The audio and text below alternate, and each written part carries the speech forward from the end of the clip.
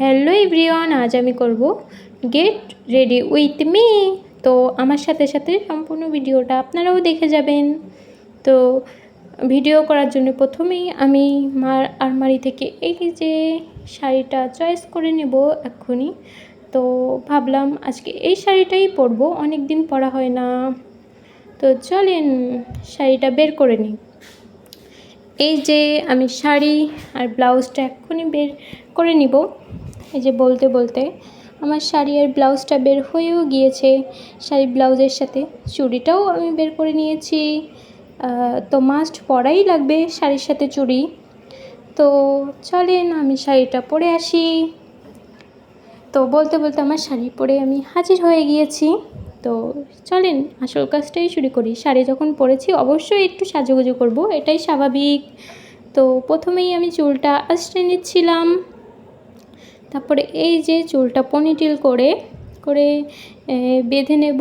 আমি আসলে পারি না ওইভাবে, তো যেইটুকু পারি আর কি সেইটুকু দিয়েই করার চেষ্টা করি। তো এইভাবে চুলটা বেঁধে নিচ্ছিলাম পনিটেল করেই, বেশ ভালো লাগে। আর একইভাবে এই পাশেও করে নিলাম, পনিটেল করে চুল বেঁধে নিলাম।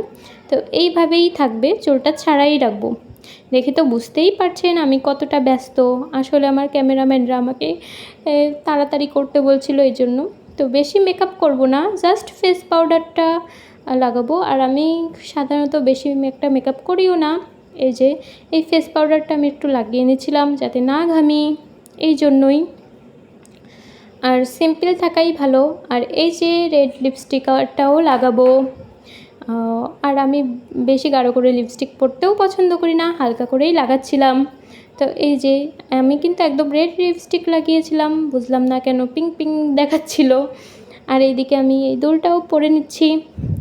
এই দুলটা কিন্তু সব কিছুর সাথেই যায়, মাল্টি কালার। তো আমি অনেক কিছুর সাথেই পরি, আপনারা হয়তো বা খেয়াল করবেন বা দেখেছেন অনেকেই, আমার চেনা পরিচিত মানুষেরাও।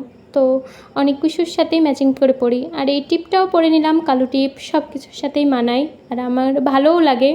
তো টিপটা উপরে আর একটু পাশে হয়ে গিয়েছিল, পরে আমি ঠিক করে নিয়েছিলাম। আর এই যে সেই পছন্দর রংধনু চুড়িটাও পরে নিচ্ছি। এটা কিন্তু আমার বেশ পছন্দের চুড়ি, তো কিনেছিলাম যখন ভাইরাল হয়েছিল একসাথে। আর এই যে লকেটটাও কিনা আমার বেশ ভালো লাগে, তাই শাড়ির সাথে পরলাম। তো চলেন এবার আপনাদের আমার ফাইনাল লুকটা দেখাবো। আমাকে কেমন লাগছে অবশ্যই কমেন্ট করবেন কিন্তু।